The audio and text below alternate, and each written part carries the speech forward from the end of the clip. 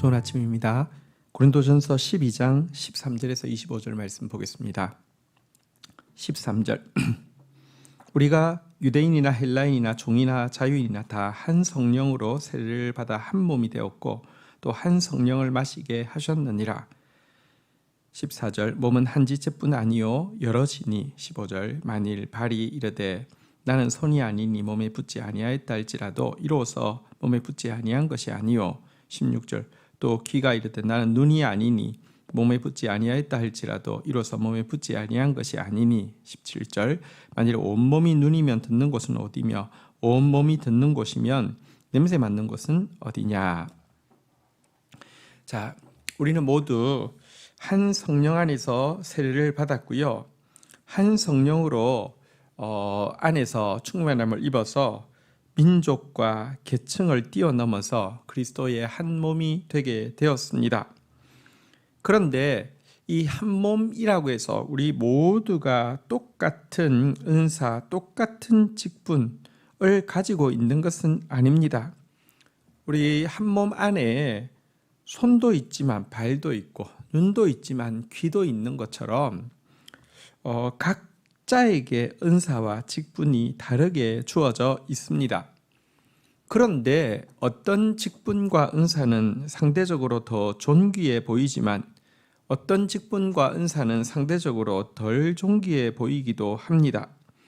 그래서 예를 들어 발이 나는 잘 드러나지 않는데 비해서 손은 많은 사람들이 주목을 하는 것에 대해서 부러워하고요. 또 귀가 나는 사람들이 귀가 아름답다 이런 이야기 하는 경우는 참 없지만 눈을 보고는 사람들이 눈이 너무 아름답네요 이런 이야기를 하는 거 보면서 상대적으로 열등감을 느끼고 있고, 이것이 점점 심해져서 발이 나는 이 몸에 붙어 있는 게 아니야, 귀도 나는 이 몸의 일부가 아니야 라고 생각한다고 해보십시오. 여러분, 그렇다고 해서 발이 붙어 있지 않는 것도 아니고 귀가 또 붙어 있지 않은 것도 아닙니다. 여러분, 그리고 또 한번 거꾸로 생각해 보십시오. 부각되어지는 지체, 예를 들면 손하고 눈이 여기에서는 그렇게 나오는데요. 그러면 온몸이 전부 다 눈으로만 구성되어 있거나 아니면 온몸이 전부 다 눈과 손으로만 구성되어 있다고 생각해 보십시오. 얼마나 괴기스러운 일입니까? 그리고 몸의 기능을 유지할 수가 없겠죠. 모두 눈이면 듣는 곳은 어디며 또 냄새 맡는 곳은 어디겠습니까? 모두 손이면 여러분 우리가 어디로 가는 일과 이런 건 어떻게 하겠습니까? 하나님께서는 사실 각자에게 다르게 은사와 또 직분을 주셨는데요. 18절 그러나 이제 하나님이 그 원하시는 대로 지체를 각각 몸에 두셨으니 19절 만일 다 한 지체뿐이면 몸은 어디냐. 20절 이제 지체가 많으나 몸은 하나라. 21절 눈이 손들어 내가 너를 쓸데없다 하거나 또한 머리가 발들어 내가 너를 쓸데없다 하지 못하리라. 하나님께서는 사실 이 몸 전체의 유익을 위하여서 각자에게 은사와 재능을 또 직분을 다르게 허락하여 주셨습니다. 한 가지 지체밖에 없다고 하면 몸이 어떻게 기능을 하겠습니까? 그리고 또 각각 다른 지체지만 사실은요, 머리 안에서 모든 지체가 다 순종함으로 말미암아 함께 몸을 세워가고 있는 것입니다.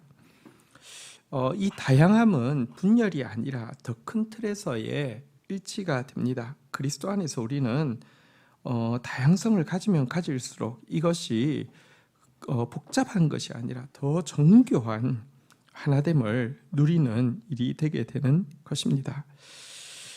다른 일을 하고 있지만 모두 그리스도의 몸을 구성하고 있고 머리 대신 그리스도를 위해서 일하고 있다는 사실을 꼭 기억해야 합니다. 특별히 나도 부각되고 싶고 나도 사람들에게 이렇게 인정받고 싶고 나도 드러나는 일 하고 싶은데 이런 욕망이 왜 우리에게 없겠습니까?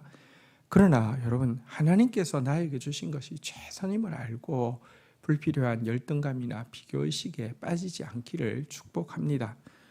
각각에게 다르게 주셨지만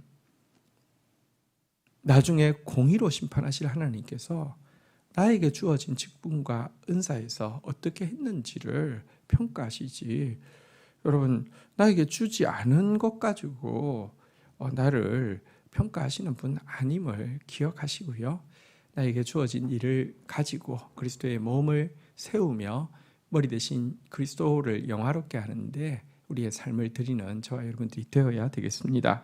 자, 이제 22절부터 한번 보겠습니다. 그뿐 아니라 더 약하게 보이는 몸의 지체가 도리어 요긴하고, 23절, 우리가 몸에 덜 귀히 여기는 그것들을 더욱 귀한 것들로 입혀주며 우리의 아름답지 못한 지체는 더욱 아름다운 것을 얻느니라. 그런즉 24절, 우리의 아름다운 지체는 그럴 필요가 없느니라. 오직 하나님이 몸을 고르게 하여 부족한 지체에게 귀중함을 더하사. 25절, 몸 가운데 분쟁이 없고 오직 여러 지체가 서로 같이 돌보게 하셨느니라. 자, 앞부분에서는 예를 들어 손보다는 발이, 눈보다는 귀가 조금 부각이 안 되다 보니까 좀 자기를 스스로 비하하고 낙담하는 부분이었다고 하면, 이제 본절에서는요, 상대적으로 귀해 보이는 지체들에게 다른 지체들을 바라볼 때 정말 자기와 동일하게, 아니 자기보다 더 귀하게 여기라는 교훈을 주고 있는 내용입니다. 여러분, 좀 더 존귀해 보인다고 해서 연약해 보이는 지체를 쓸데없다고 말해서도 안 되고 생각해서도 안 됩니다. 사실은요, 몸의 지체 중에서 무엇은 반드시 필요하고 또 무엇은 없어도 된다, 무엇은 정말 요긴하고 무엇은 사실은 그저 거추장스러운 것이다, 이럴 것이 아닙니다. 가끔 과거에는 이제 맹장이 불필요한 장기여서 수술해서 버려야 된다, 뭐 그런 이야기도 있었는데요. 사실은 맹장이 하는 또 중요한 인체에서 중요한 역할이 있는 것이 밝혀지기도 했었는데요. 그것처럼 사실 우리 안에 약해 보이고 별로 필요 없어 보이는 것도 요긴한 일을 하고 있게 하나님은 설계하셨습니다. 또 한 가지 하나님의 마음을 잘 보여주는 것이요, 몸에 덜 귀해 보이는 지체를 몸이 도리어 더 이렇게 귀한 것으로 입혀주고 또 이제 보호해 준다는 것을 우리는 보게 됩니다. 아까 손과 발을 비교했는데요, 손에 비해서 발이 잘 부각되어지지 않지만 대부분의 경우 발은 항상 양말을 신고 또 신발도 신어서 사실은 보호를 받고 있음을 보게 됩니다. 이것이 하나님의 마음입니다. 볼품없는 지체를 더 아름답게 꾸미시고 더 귀하게 입히시는 것, 이것이 하나님의 마음이라는 것입니다. 어쨌든 하나님은 온 몸이 이제 조화롭게 되기를 원하시고요, 이를 위해서 연약한 지체를 더 귀히 여기시고 온 몸이 분열 없이 각자가 서로를 돌아보고 도와주고 품어주고 걱정할 수 있도록 설계하신 것입니다. 그러므로 우리가 또 하나님의 은혜로 이상하게 스피커가 되기도 하고 이상하게 부각되는 위치에 그런 은사와 그런 직분을 받았을 수 있습니다. 이것도 일방적인 하나님의 은혜이지 내가 무슨 잘나서 그런 것도 아닙니다. 그렇지만 그런 자리에 있을 때에도 여러분, 하나님의 마음이 어떤 것인지 알아서 연약한 지체들 더 귀히 여길 줄 아는, 그래서 함께 몸을 세워가는 그런 지혜로운 성도들 되기를 주의 이름으로 축원드립니다. 주신 말씀 붙잡고 기도하며 나가도록 하겠습니다. 하나님, 모두 갈갈이 분열되어 있던 죄인인 우리를 예수 그리스도의 보혈로 씻어주시고 성령의 세례 가운데, 성령의 충만함 가운데 온전한 한 몸이 되어지게 하여 주신 것을 인하여서 감사합니다.